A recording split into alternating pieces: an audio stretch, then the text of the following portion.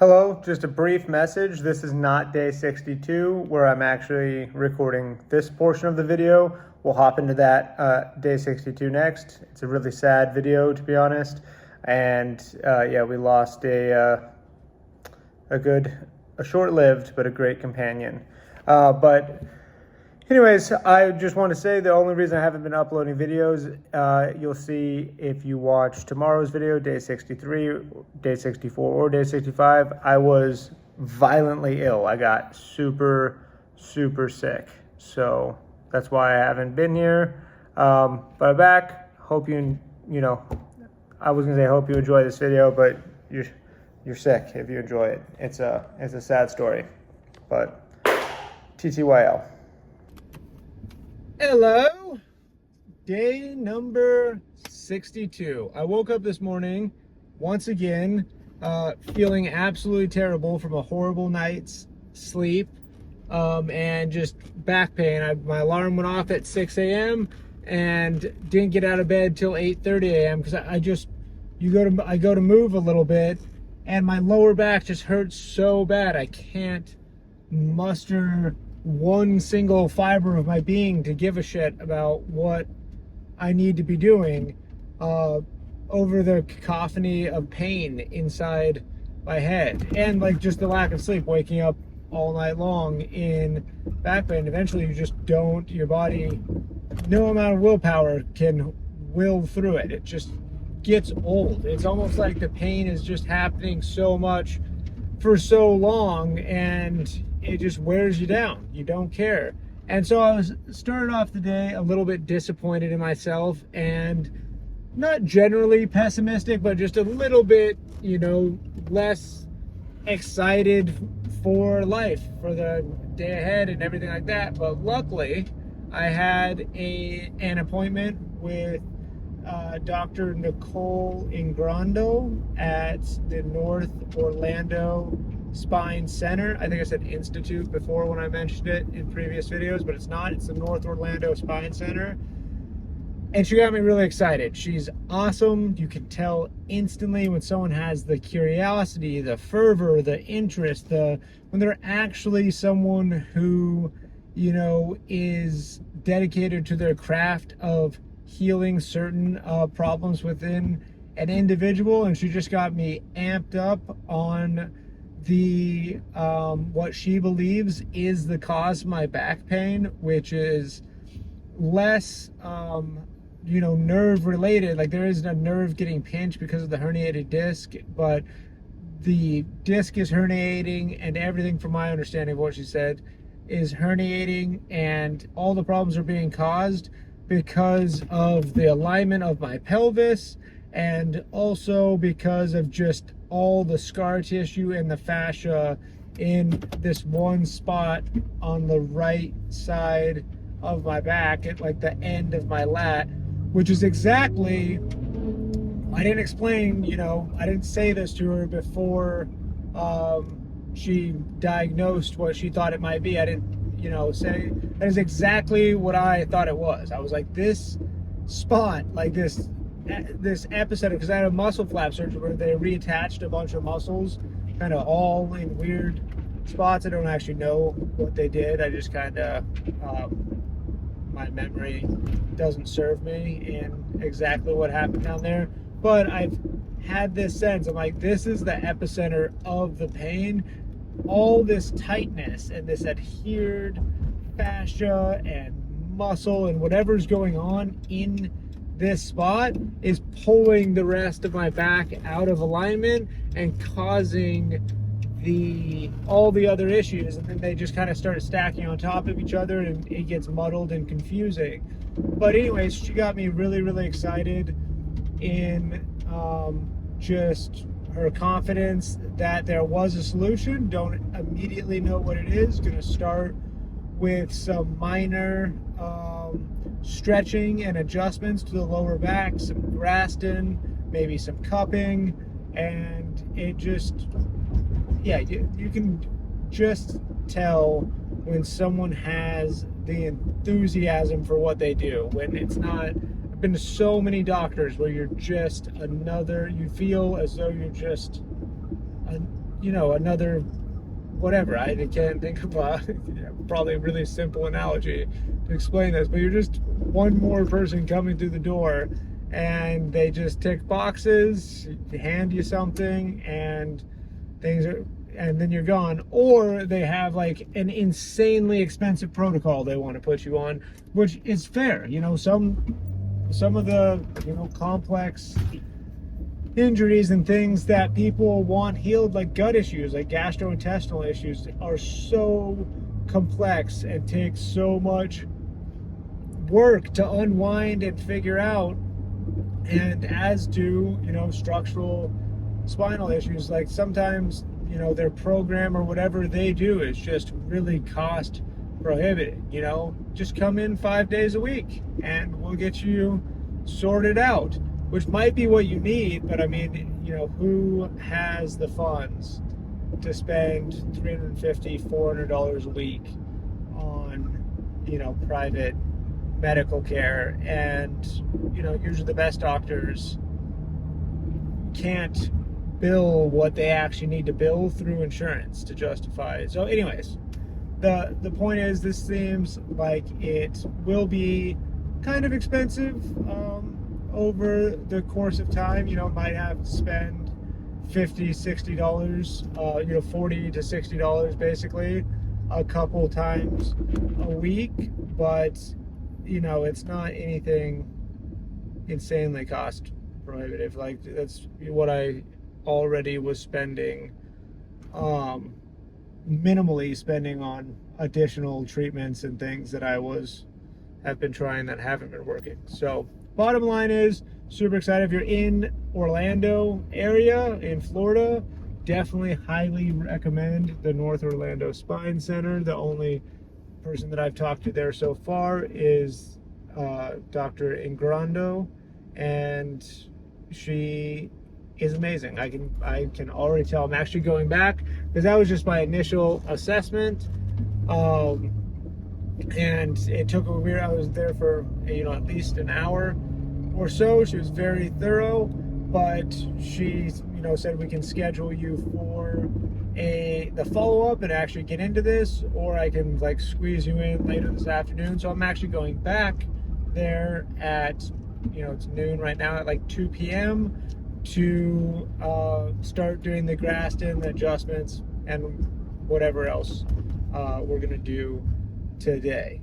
But definitely, looking forward to working with her. I still don't think that this is like the be-all end-all solution. I'm just gonna start seeing her X number of times per week, and then I won't be in back pain. I think it's way more complex than that, and that everyone who's helping you still is only a small part of the equation. If I go see her, even if I see her 3 times a week for 60 minutes, that's 3 hours out of 178 hours or 172 hours, however many hours are in a week, and that it can help significantly, but it only in proportion to that that amount of time. And what really counts is what you're doing all of the hours, and that guidance and everything can help you do more correct things all the rest of those hours, and push the needle forward a lot, especially with like the right adjustments or releases of adhered or fucked up tissue. Can be everything. Can give you the juice you need to persevere. I know that there is like a messed up tissue that needs something done to it extreme, because when I have gone and got like really good deep tissue massages where I told them like just focus on this spot the whole hour or 90 minutes or whatever, and just release it and punish it. Like, I want to feel like I'm being tortured for information. Like, just imagine that I have your family kidnapped and held hostage, and if you don't find out where they are within the next 90 minutes, then they're all going to be killed. So hurt the area like that. That's how I want you to massage me. And that has helped. That has been, it's a tremendous help, but it's so temporary. I'll feel amazing for, completely pain-free for a couple hours and decreased pain for a couple days afterwards. So I think I need, that hard tissue attack, but I also need to combine it with exercises, stretches, changes in posture, adjustments in pelvis and everything to really realize the benefits. And then also it might be a matter of it probably is going to get 100% pain-free, zero pain whatsoever. It's probably going to be layering a lot of modalities on top of each other more than I already am. Maybe it's electrical stimulation, maybe it's stem cells, maybe it's platelet-rich plasma injections, maybe it's pulsed electromagnetic field therapy, directly on that spot, and whatever else. We're already doing infrared, we're doing some ice, and we're doing all sorts of kind of yoga, stretching, hanging once a week, upside down, at core for that decompression. Though I think that might be hurting my hip a little bit somehow, but it makes my back feel so good. I really don't give a shit about whatever it's doing to my hip. I can't feel my hip anyways, and that will be the next. I don't know what it's doing to it. I have an inclination that my hip really doesn't like it. That's that. Day 62, I will give you a update as soon as I do the original treatment, and just let you know what the effects were. And right now I'm going to go in, hit my pull-ups, do some basically Cobra Childs because my back is killing me, and get it all warmed up and loose, and hopefully more adjustable and ready for the treatment in an hour or two. So we added another paralyzed creature to the house as of right now. Kelsey found this, I don't know if I can show you him real good, I'll show you him in a minute, but found this little squirrel and his back legs are paralyzed somehow, so we caught him. I don't know if our tree fell a couple days ago, I don't know if he was involved in that accident, but in any case, he can't, his back legs don't work, so we're gonna go get him a little hamster enclosure, some water, some food, and maybe see if there's like a wildlife vet or something that will take a look at him. Is he biting you when you touched him? No. He doesn't like the box. Yeah, no shit. Alright, so update on our little squirrel friend here.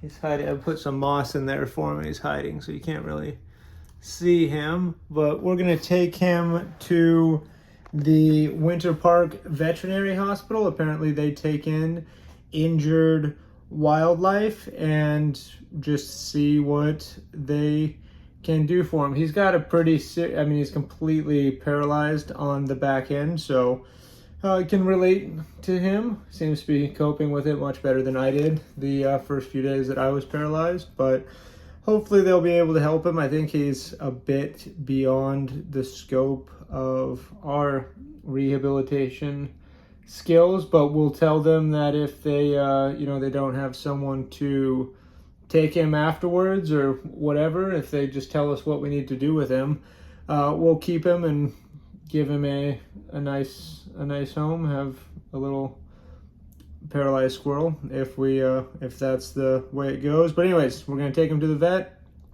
and see what they say about poor little fella. I have some actual horrible news. Today, Kelsey and I, so 5 days ago, a portion of our tree fell down in the backyard. It was all covered in like old man's beard and moss, and we don't have a chainsaw or anything, so we had it done anything with it. But Kelsey just took the loppers today and was just lopping off all the little branches, getting the leaves, and throwing everything away. And out of the wreckage underneath all this moss, a little paralyzed squirrel ran out. His back legs were paralyzed, but otherwise he was in fairly good shape. And it was obvious that he was, still somehow able to use the bathroom. He didn't look terribly underfed, considering he's probably been out there paralyzed for 5 days hiding this brush. And so I had caught, he couldn't climb, obviously he couldn't climb up the tree because he doesn't have his back leg. So I caught him and put him in a little box, and we're debating what to do. And we're like, we'll rescue and rehabilitate him, but we really should take him in and get him looked at by a vet, and also talk to some rehab places and see what they recommend doing with the little guy. So called a couple wildlife rehabilitation places. They recommended a vet to take them to that will work on wildlife. And we brought him there, and they basically just stole him from us. They just said, they took him, and they're like, well, he's paralyzed, so we're probably going to put him down. And we're like, it's all right. We'll take him, and we'll take the time to rehabilitate him. I've rehabilitated a paralyzed dog and partially rehabilitated a paralyzed human. And I have taken care of thousands of different animals throughout my lifetime, and was fairly confident that we could give this guy a really good life. Animals don't heal like humans heal. And, he was in good spirits. He was not, for what he had going on, he was not as terrified or freaked out, or like he was willing to eat and drink. Like, he was fine. And he was able to, in his little box, he shit and pissed. So like, his legs just didn't work, and they were like, he was messed up. But we just wanted to, take him to a vet, see if there was anything from fluids, anything they could do for him a little bit. And yeah, they basically just took him. And then once they took him, they told us they were going to kill him. And we asked him multiple times if we could have him back and rehabilitate him, and they wouldn't release him to us without a wildlife license. So, fucking wildlife license? It's a squirrel I found in my backyard. He's my little fucking squirrel. Give him back to me. And so that was super sad. He would just basically sentence him to his death. I mean, he was going to die in the backyard. A horrible, painful, long, slow death. Almost for sure. There was no place for him to go. His home is a fallen branch that has just been a miracle. One of the dogs hasn't, the only reason they hadn't found him is because it was enshrouded in moss, and he was somehow up in there. I mean, he might have made it, but it would have been an extremely long shot. But we certainly would have rehabilitated him and either, released him back into our backyard if he came full circle in 6 or 8 months or whatever, because really animals do not heal like humans. When I was younger, my grandma's dog, I was staying in our house, and she had this big fat yellow lab that attacked her miniature pincer. And this miniature pincer was pincer? Is that how do you, I don't remember how you actually said miniature pincher. Whatever, it was a little like miniature Doberman things. And her lab attacked the miniature pincher, whatever it was. I'll just call him by the names. Daisy attacked Jasper and just grabbed him by the neck and shook him really viciously as hard as she could, and like threw him onto the ground, and blood was just spurting out of an artery in his neck. He was fully paralyzed, couldn't move his body. It was like twitching. Like, I thought he was probably gonna die, but I clamped like a cloth over his neck and like carefully scooped him up. And my grandma and I drove him to a vet that she knew a few miles away.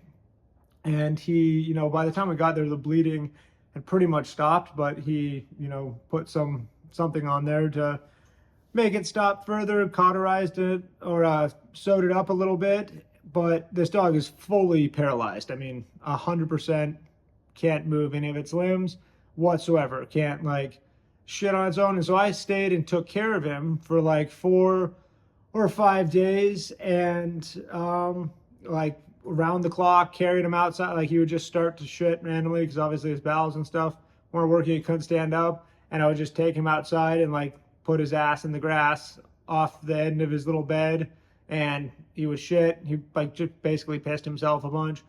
But then I would like hold him up after a couple days. I'd hold him up and like set him onto his legs, and he couldn't. I mean, he would slowly get his balance. And over the course of time, he just, he always walked. Like he slowly started learning to walk. First, his front legs came back, then his back legs started to come back. This fantastic chiropractor, his name's Sid Erickson.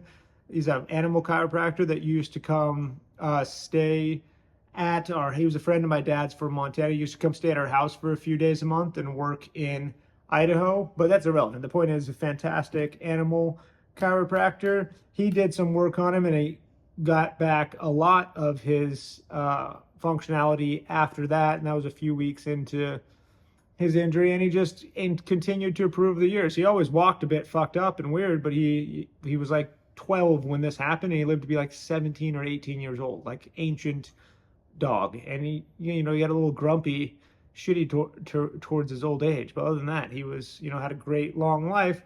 And I'm super confident this squirrel would have had the same if it was like suffering and unhappy, you know what I mean? But it wasn't that. It was fine. I mean, it was just needed help, and these people stole it and just killed it. So yeah, shitty. And they acted like I was the asshole. They were like, it's about the quality of life of the animal. I was like, I've been around, like, I know this animal is going to be like, have a nice quality of life. We're going to build him and buy him a nice, awesome squirrel cage. He's going to have food and water. He's relaxed right now. He's not scared. He's not, for whatever reason, he's not freaked out by us. He's not freaked out by humans. Like, he's fine. He wants help. He literally let me just walk up and catch him. Didn't bite me. Like, the guy literally understands that we're here to help him. And these, people that work in a veterinary clinic and care about animals, they're just, you get jaded by whatever job you do. And sure, there's lots of animals that are in that condition that don't have someone who's willing to put in the time and effort to take care of them and rehabilitate them. But we were totally going to do that. And if things had gone south in any way and he was suffering, I'm more than capable of, making the right choice and putting a squirrel down that needs to be put down. I could have made that choice if it came to that. Would have been really sad, but it wouldn't have been as sad as just killing him unnecessarily, just for no reason. Because I don't have a wildlife license. Who's checking? Who's checking? Who gives a shit if you're rehabilitating a squirrel at your house? There might be rules, there might be laws about it, but honest to God, who gives a shit? Who's checking? If you're doing the right thing, no one's checking. No one cares. It's a rule meant to be broken. It's the dumbest. It's a rule that should be there for people doing shitty things, and you gotta have rules so that they can be applied when it makes sense. But come on, just don't tell anyone. Give me the fucking squirrel back, and let me give him a shot. So super sad. It definitely just killed the vibe of the day, and maybe a little bit depressed. I'm super disappointed with myself for even taking him to the vet or telling them the truth. I should have just said he was my pet squirrel, but be careful. He's an asshole. He does bite, and his name's whatever. Squirrel me, Ron Squirrel me. I don't know. But anyways, sad day. So that's all to report. Gonna finish my pull-ups, finish my dinner, mourn the loss of what was almost another disabled member to the household, and call it a day. Go to bed. So, lots of love. Hope you're having a fantastic night. Sorry for the depressing end to this video, but that's just that's just life. Ups and downs. It's you never know what's gonna happen. But won't offload that responsibility again.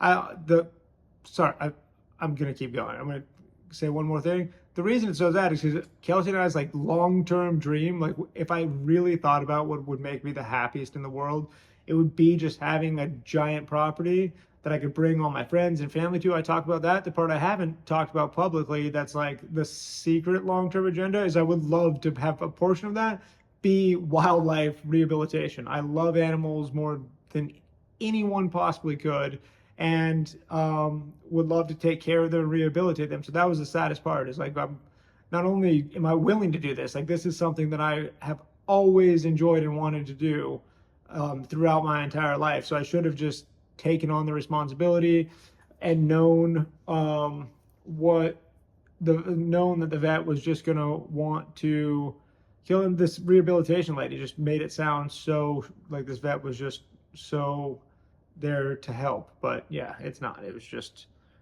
letting you off easy, making you feel like you did something when you should have just, rather than capture it and drive it to this vet so they can kill it, if you really like, should just kill it yourself. If you put it down in its home where it's in the wild, and not, you know, additionally freak it out and remove it from its environment.